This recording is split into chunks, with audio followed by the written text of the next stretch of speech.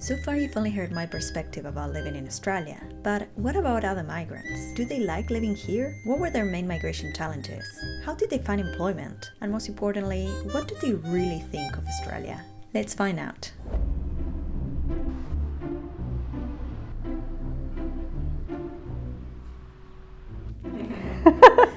Romina came to Australia from Argentina in 2018. Today, she lives in Melbourne with her partner Harvey and their two cats, Puma and Ollie. What motivated you to come to Australia? At first I came to Australia with a work and holiday visa, and the plan at the beginning was just to come, spend only 1 year, have some fun, go around Australia, have a little fun, and also get some money and come back. But then obviously I started meeting people, I started making friends. In the meantime I met my partner, so I said okay, let's go for another year. One thing took to another, and then after almost 5 years I'm here. After completing 2 years on the work and holiday visa and seeking a future together, Romina and Harvey applied for a partner visa. This is because Harvey is an Australian citizen, and while now she waits to be granted permanent residency, she continues to develop her career in Australia. At the moment I'm working in child protection for the government, which is a good job. I'm learning a lot of things there. My first job here was as a babysitter. I also work as a waitress. Then I went to do my farm work, to do the specified jobs that immigration asks when you are applying for a second year of your work and holiday visa. I spent around 6 months or 5 months close to Mildura, little town called Wentworth, working in a packing shed. But how did Romina find this work? It was a lot of internet, just trying to get jobs on Gumtree, Facebook, checking Facebook groups, asking people, well, I'm looking for a job, do you know if there's something available in this area or that area, whatever. Obviously at first you feel scared maybe, because obviously you are a girl.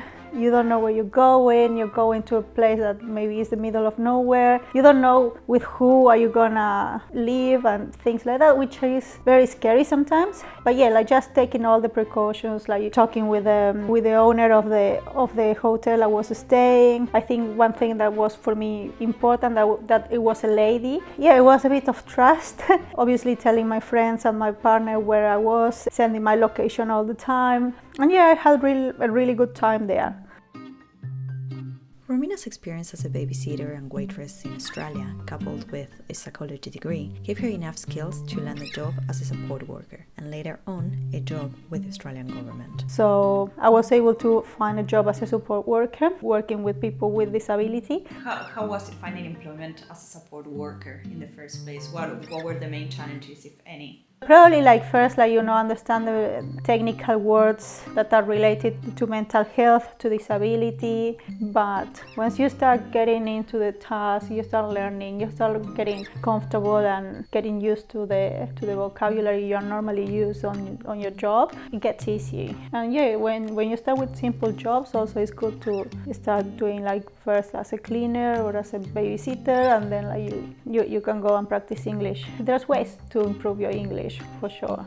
Get some training in first aid, CPR. First you have to do some kind of courses just to have some knowledge of how to help someone if they're having a stroke or if they're having a seizure. And then applying for jobs, jobs for support workers. There's a lot of things to do as a support worker. There's lots of fields. So the ones in disability, normally you can do just housework sometimes, just clean the houses, be basically like a cleaner, but maybe with a better payment, and obviously help a person with a disability in their daily activities, for example going to the toilet, getting dressed, prepare some meals, going out. And that experience helped me a lot to get the job at child protection, because when I apply for child protection, you have to have some knowledge of disabilities, you have to have knowledge obviously of children. That was the way I got that job. Obviously went through many interviews, also you have to go through police checks.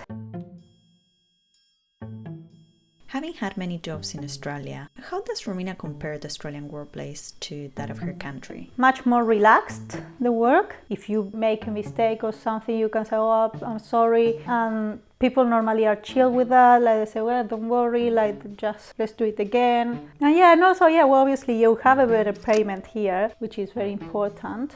It's very flexible. If you need to go to the hospital or you have an appointment, you can always talk to your manager and say, hey, I have an appointment this day, and they're gonna say, okay, do your thing, and someone will cover me. Also, you have the position, like here in Australia, you can work as a casual. You can get as much work as you want. If you want to go, for example, on a holiday, you can say, I'm gonna work until this day, because then I'm going on a holiday. Nobody can tell you anything. They'll say, okay, fine, and they can get someone else. But Romina's move to Australia didn't come without its challenges. When I first arrived to Melbourne, I didn't like Melbourne at all at first.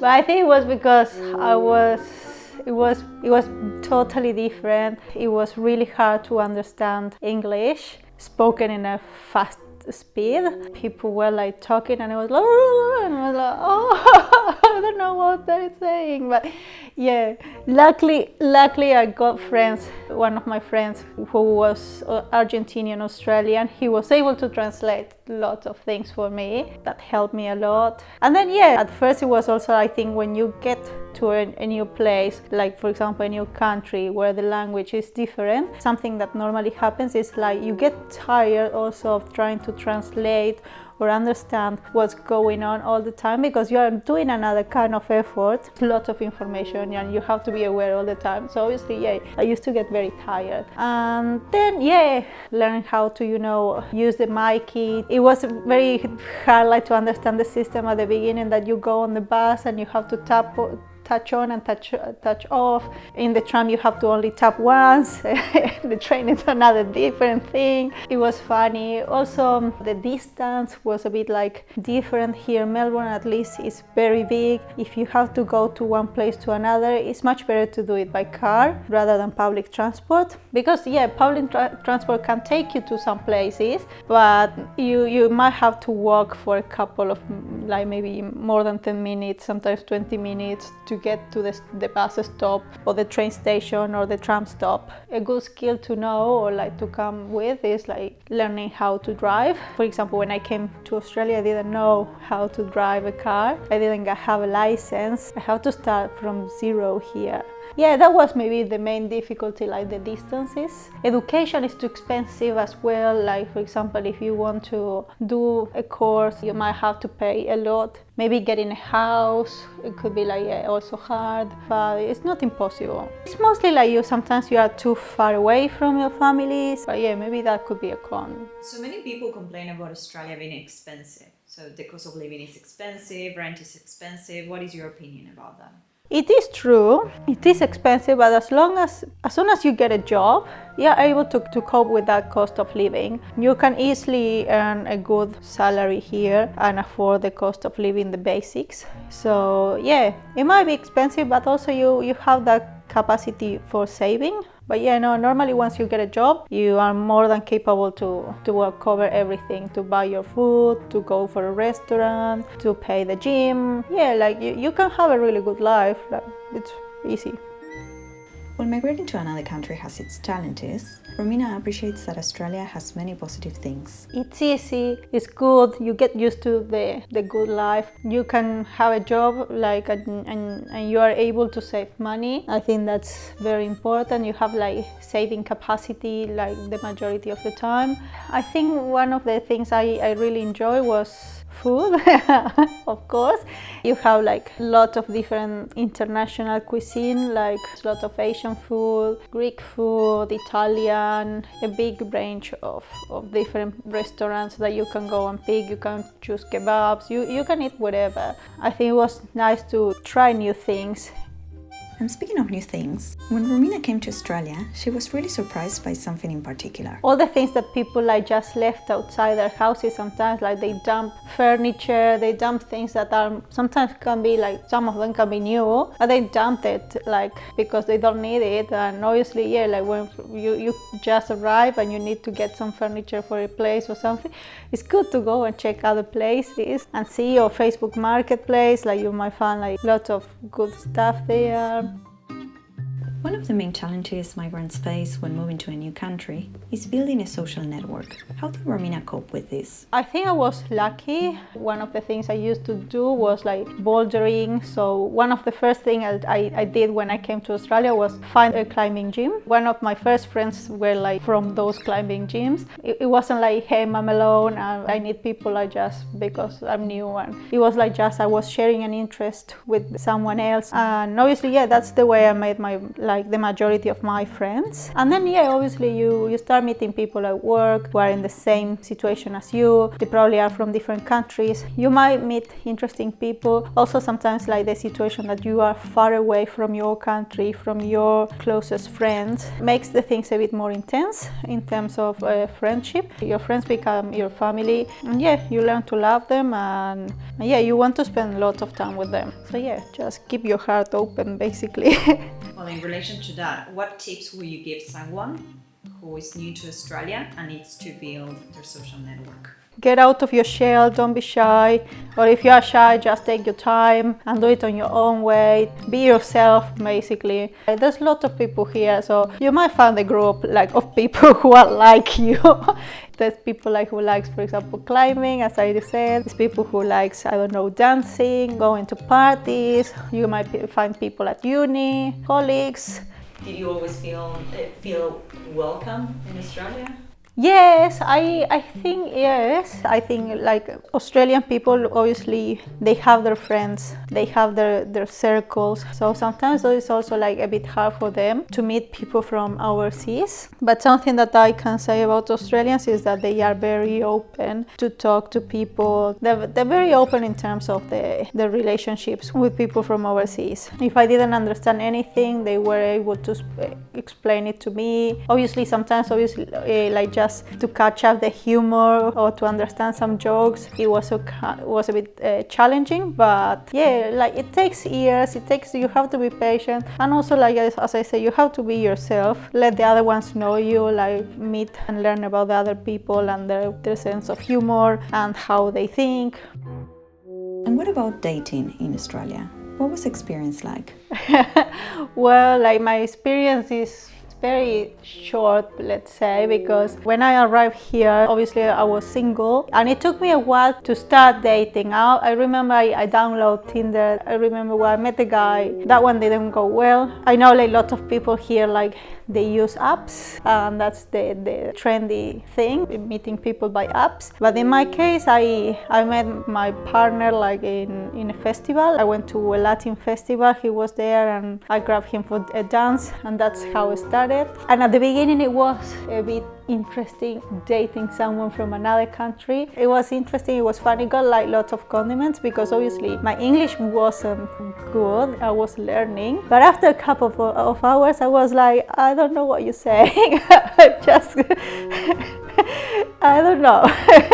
And I think that's also something nice, meet someone who doesn't speak the same language as you, because if you see there's some chemistry, there's something, they probably they won't care about if you can engage in a proper conversation at the beginning. I don't think that's a problem. There's a lot of activities you can do. Obviously in dating you can go to places to have dinner, you can go to road trips. There's lots of ways. But dating, well, at least for me, was a good experience. And also with the local, because my partner is born and bred in Melbourne, so he knew all the good places to go and eat, all the places that were, for example, really good food. So obviously, I think food was something very important in my relationship, seems like. He taught me English as well. He's still at the day of today, he's still correcting me when I make grammar mistakes, which I appreciate. Well, I think for me dating was good anyway. So it was a good experience. I don't know for other people, but yeah. And what about the Australian healthcare system? What does Romina think about it? It's very different, at least from my country, from Argentina. But yeah, you might find good doctors. Sometimes you can use Facebook, for example. Like Facebook is a really handy tool for when you are an immigrant, because you can just ask, hey, do you know a good doctor? Or do you know a doctor that I can trust? Or do you know a doctor like this, like that? And people might advise you. I think, yeah, you can always use that. Now, as I'm pregnant, the system was good. I really like it. I've been having all my checkups very regularly. It's fast compared to my country, to Argentina. You're probably gonna wait sometimes in the public hospital for an hour, 2 hours, but normally it's quick. You need health insurance?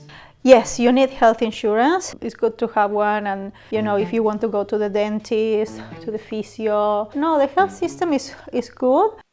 And looking back, how will you summarize your overall experience as a migrant living in Australia? It's tough. There's a lot of things that you have to learn, but you have to be patient. You have to be calm, and don't get desperate about if you can't make it. Like, you can't come here sometimes and expect to earn, like, I don't know, 70k or 80k a year. Obviously, yeah, as an immigrant, you're gonna start from the low end, from the bottom, and you're gonna start making your way. Of course, you're gonna miss your family, your language, your habits. They are like everything. But if you make a nice group of people, you might make it. And also, yeah, it's just willing to learn the experience, willing to learn about a new place, just looking with child eyes, everything. Like, say, well, this is new. I don't know Medicare. I don't know how it works, big roads. You're gonna learn. You can always ask someone. Someone is gonna help you. Be willing for the adventure, basically. I think that's the summarize. So that overall, you have to be willing for the adventure.